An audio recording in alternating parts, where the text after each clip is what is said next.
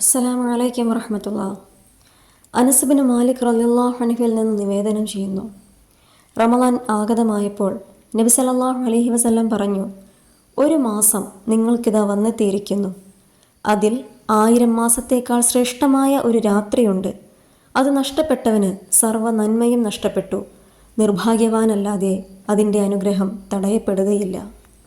1000 മാസത്തേക്കാളേറെ ശ്രേഷ്ഠതയുള്ള അനുഗ്രഹീത രാവാണ് ലൈലത്തുൽ ഖദർ, റമളാനിലെ ഏറ്റവും പവിത്രമായ രാവ്.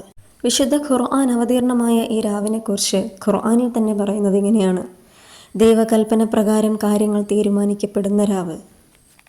ഒരാൾ തൻ്റെ ആയുഷ്കാലം മുഴുവൻ എടുത്താലും നേടിയെടുക്കാൻ കഴിയാത്ത നേട്ടങ്ങളും സൗഭാഗ്യങ്ങളുമാണ് ഒരു രാവ് കൊണ്ട് കൈവരുന്നത്. പ്രവാചകൻ സല്ലല്ലാഹു അലൈഹി വസല്ലം പറയുന്നത് ഇങ്ങനെയാണ്: നിശ്ചയം എൻ്റെ സമുദായത്തിന് അള്ളാഹു പാരിതോഷികമായി നൽകിയതാണ് ലൈലത്തുൽ ഖദർ. അത്തരത്തിലുള്ള ഒരു അനുഗ്രഹം മുമ്പുള്ളവർക്കാർക്കും നൽകപ്പെട്ടിട്ടില്ല. ദിവ്യ സന്ദേശത്തിൻ്റെ ചുമതല വഹിക്കുന്ന ജിബ്രീൽ അലൈഹിസ്സലാമിൻ്റെ നേതൃത്വത്തിൽ മലക്കുകൾ ആ രാവിൽ ഭൂമിയിലിറങ്ങും.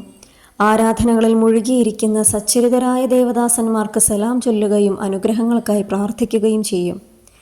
ആ രാവിൽ മണ്ണിലേക്ക് ഇറങ്ങുന്ന മാലാഖമാരുടെ എണ്ണത്തെക്കുറിച്ച് പ്രവാചകൻ സല്ലല്ലാഹു അലൈഹി വസല്ലം പറഞ്ഞത് ഇങ്ങനെയാണ്: നിശ്ചയം ആ രാത്രിയിലെ മലക്കുകളുടെ എണ്ണം ഭൂമിയിലെ ചരൽക്കല്ലുകളെക്കാളും കൂടുതലായിരിക്കും.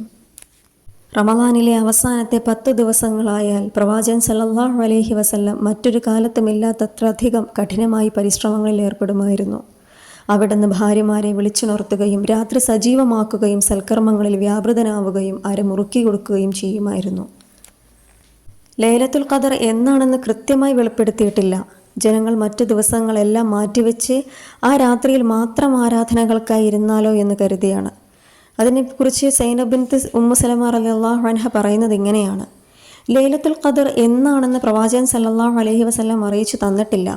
അപ്രകാരം അറിയിച്ചിരുന്നുവെങ്കിൽ ആളുകൾ മറ്റു ദിവസങ്ങളിലൊന്നും എഴുന്നേറ്റ് നമസ്കരിക്കാതെ ആ രാത്രിയിൽ മാത്രം എഴുന്നേറ്റ് നമസ്കരിക്കുമായിരുന്നു. ബുഖാരി മുസ്ലിം റിപ്പോർട്ട് ചെയ്യുന്നൊരു ഹദീസിൽ പറയുന്നുണ്ട്: വിശ്വാസത്തോടെയും പ്രതിഫലേച്ഛയോടും കൂടി ലൈലത്തുൽ ഖദറിൻ്റെ രാത്രിയിൽ നിന്ന് നമസ്കരിക്കുന്നവൻ്റെ കഴിഞ്ഞതും വരാനിരിക്കുന്നതുമായ പാപങ്ങൾ എത്രയും പൊറുക്കപ്പെടുമെന്ന്.